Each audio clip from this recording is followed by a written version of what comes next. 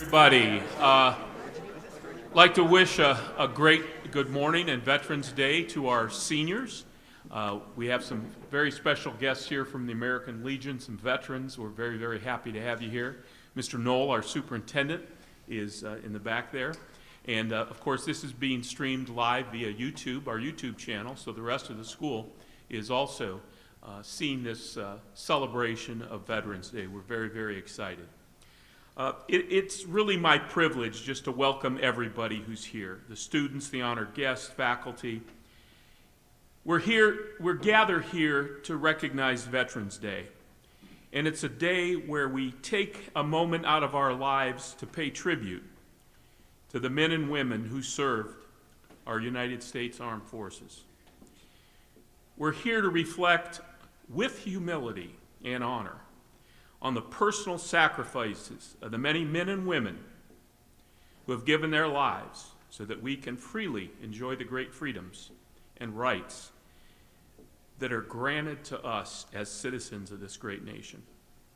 If any of you have ever had the honor of visiting Arlington National Cemetery in Virginia, I'm sure you felt the magnitude of the sacrifices of our fallen soldiers. I mention this today because in our society, we are increasingly bombarded with divisiveness. It's impossible to turn on a television, pick up a paper, or look at our personal devices without seeing or hearing about issues that can divide us if we allow them to. If you've ever had the honor of being in Arlington National Cemetery, you can witness something that's even greater than the overwhelming sense of loss and sacrifice that you'll see when you walk those grounds. You will witness the memory of the men and women who stood together, irrespective of race, religion, or politics, to fight for our country. They gave their lives so that we could have the right to live as a nation of individuals who can freely express our individuality without ever losing focus of the fact that we are all Americans. For this, our veterans deserve our deepest respect and our unwavering gratitude. Our gathering this morning is one of the highest decorum. As we honor our veterans, I respectfully ask that all in attendance assist us as we proceed with reverence and respect. At this time, please stand, if you would. And the president of the senior class, Nolan Willard, will lead us in the Pledge of Allegiance.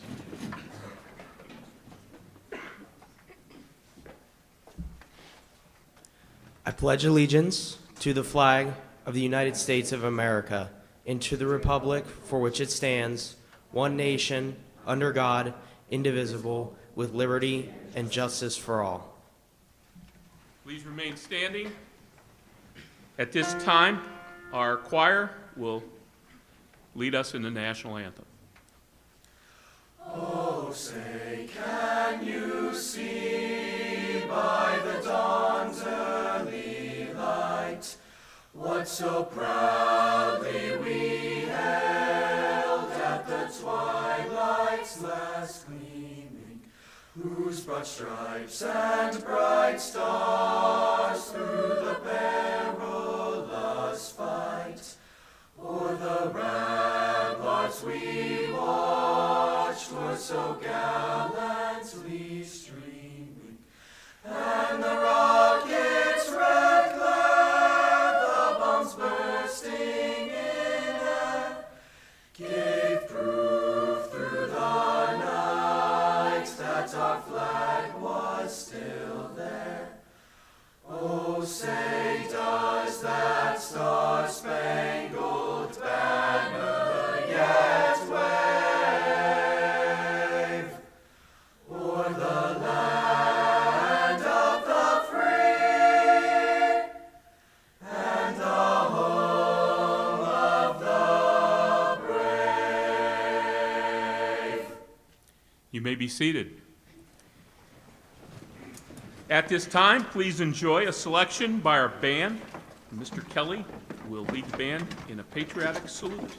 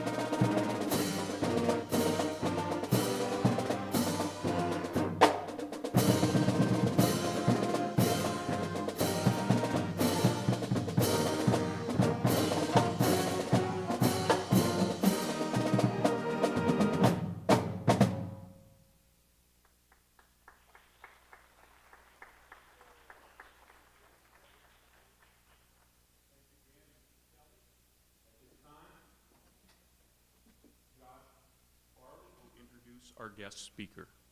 Josh?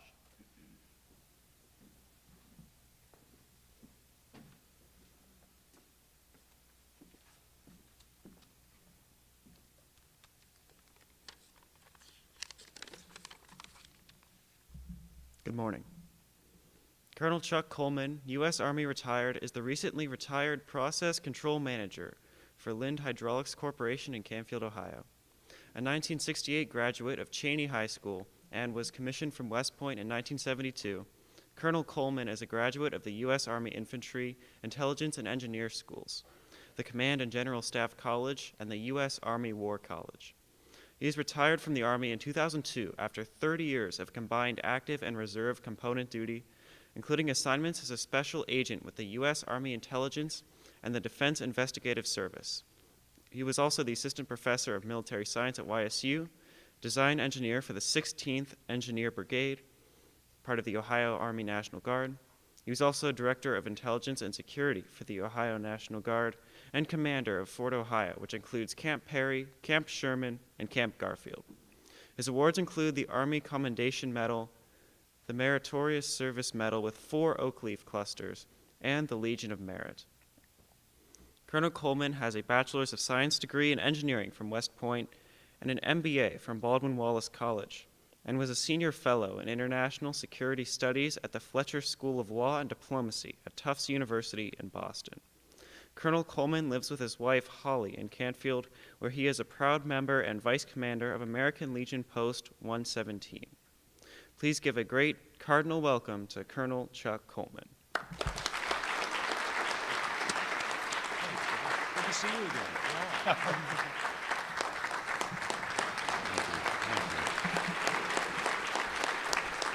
Oh, thank you very much. Mr. Moldovan, faculty, staff, students of Canfield High School, and honored veteran guests, military service by its nature is temporary. The legacy of that service, however, can benefit generations for centuries. Veterans Day can be traced to the armistice which ended World War I.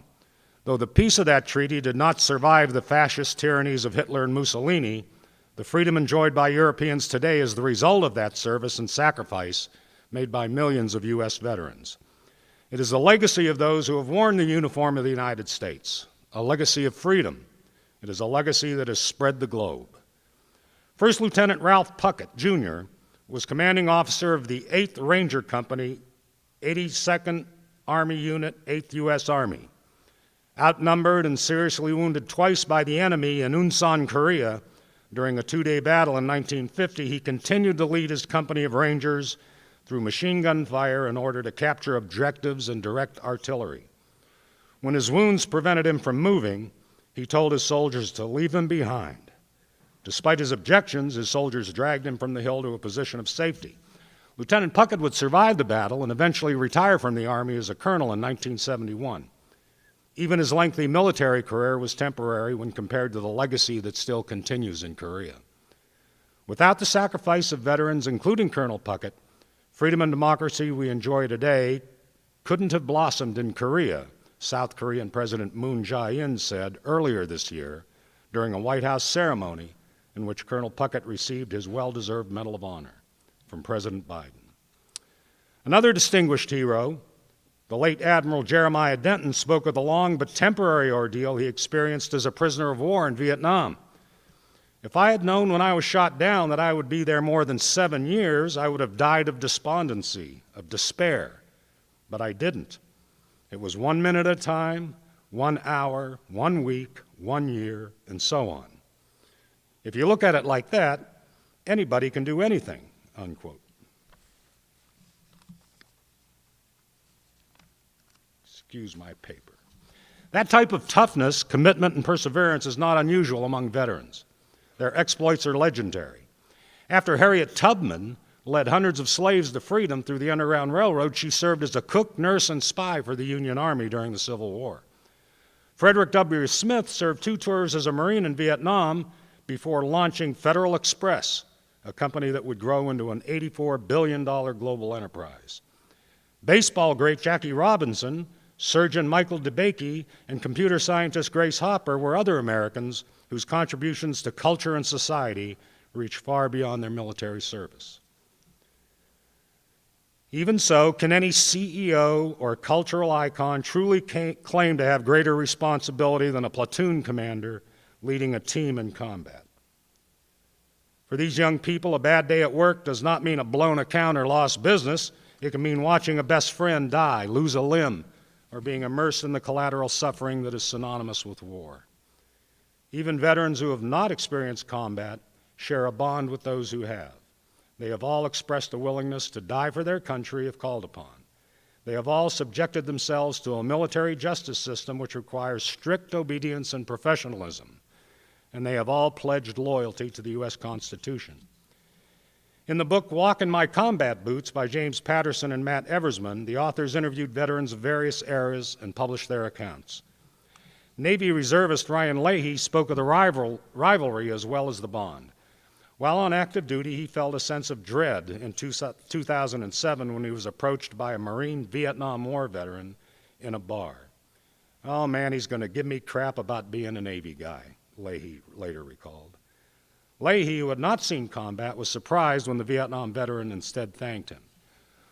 When asked why, the vet said, "You guys saved my life more times than I can count. I can't tell you the number of times we would have been dead, but we were able to pick up the phone and you guys came in and got everybody out." We in the American Legion welcome and encourage conversations such as these among veterans. We call them buddy checks. We remind all veterans that their service matters. We remind them that their well-being matters, especially to us. Most importantly, we offer our friendship and assistance.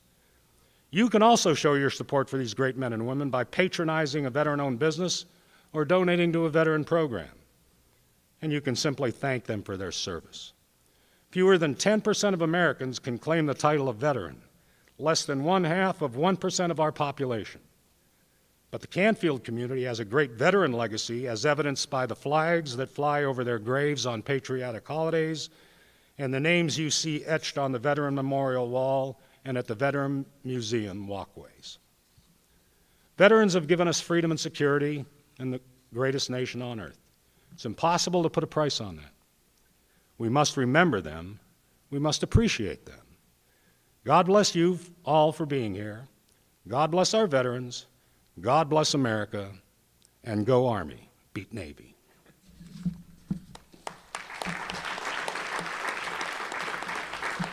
Thank you.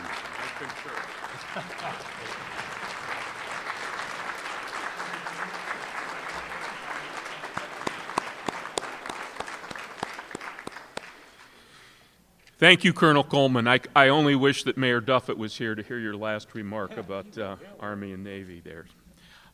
As you can see up in the front here, while our choir gets ready, we have some distinguished gentlemen from the American Legion. Could you gentlemen please stand and face our crew here? Let's give them a great round of applause for their service.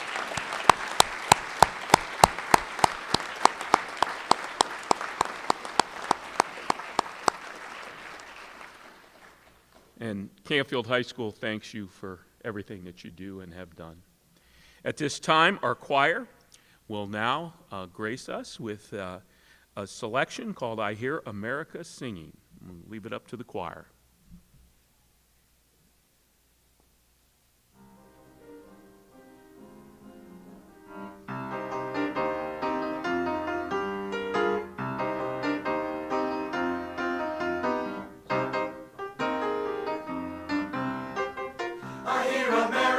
Singing of its greatness, I hear America singing strong. I hear America singing of its beauty.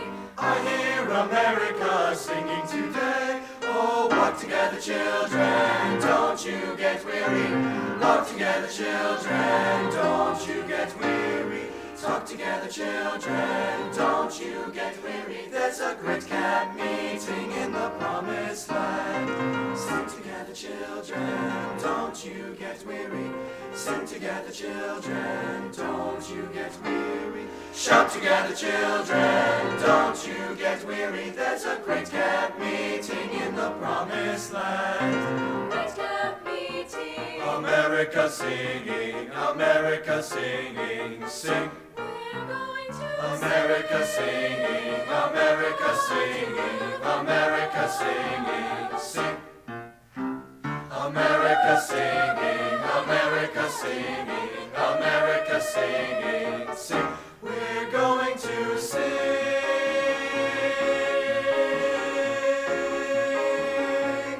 and never tire.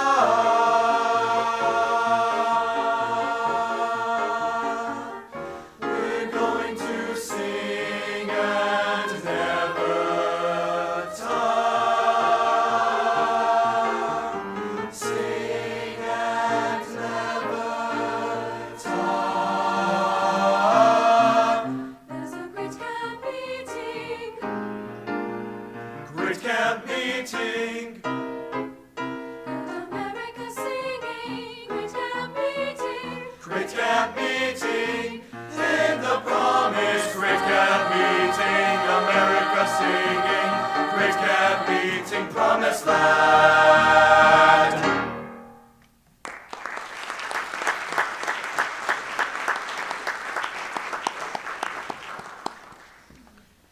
And now Mr. Kelly will introduce the next selection by the band. Good morning, Canfield High School. As Mr. Moldovan stated earlier, this day is one day we set aside to recognize our veterans, both that have gave of themselves and have passed, as well as who are currently serving.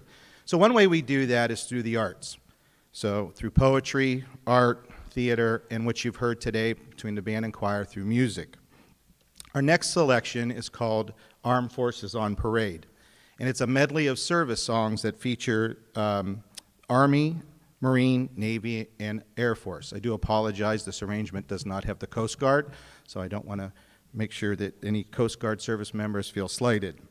So before we play that, I'm going to ask this. I'm going to have you get out of your comfort zone just a little bit. And if you are a family member of a mom, dad, grandpa, grandma, cousin, uncle, aunt, any immediate family member who has served or is currently serving in the U.S. military, would you please stand?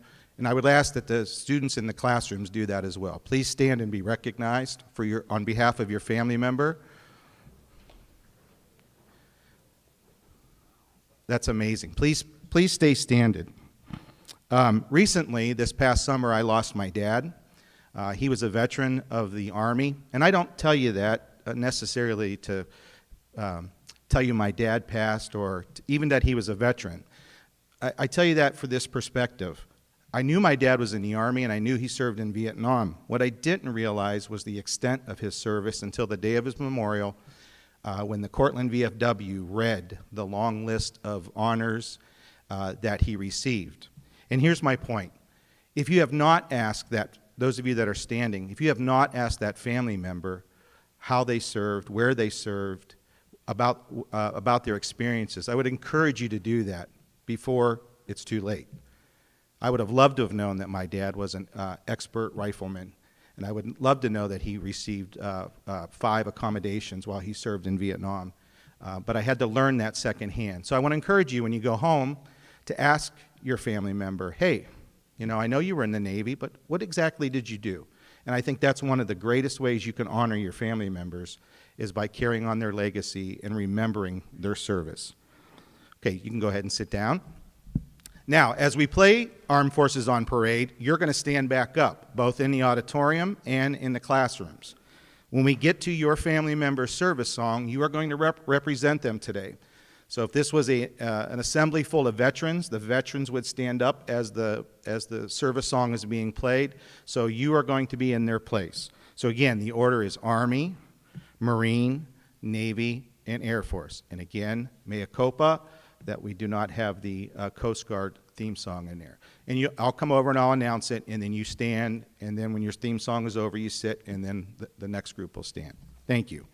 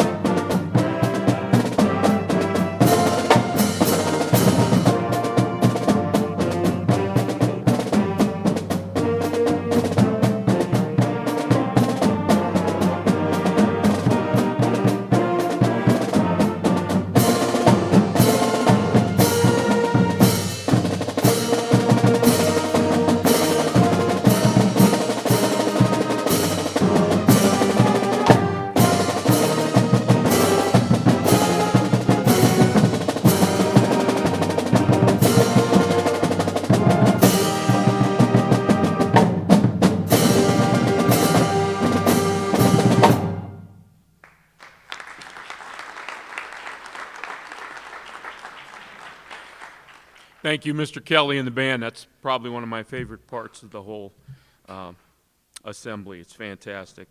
Really appreciate it. At this time, we have one more part to our ceremony, and that is the playing of taps. We are going to have Brianna Haddon come up and talk to us about taps, and after that, it's going to be played, and we certainly appreciate the band and all their hard work. Choir, you did a fantastic job. Thank you very much. Please give them a round of applause.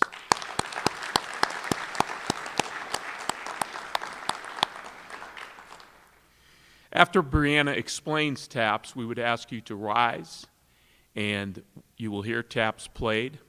When it is over, we would ask you to silently leave the auditorium and, in reverence to our veterans, go to first block class.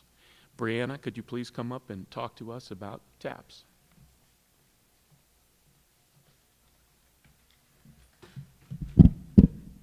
Before I begin, I would just like to thank you 5 members that are here for your service. My father is in the Army, so I understand your sacrifice, and I thank you very dearly. Okay.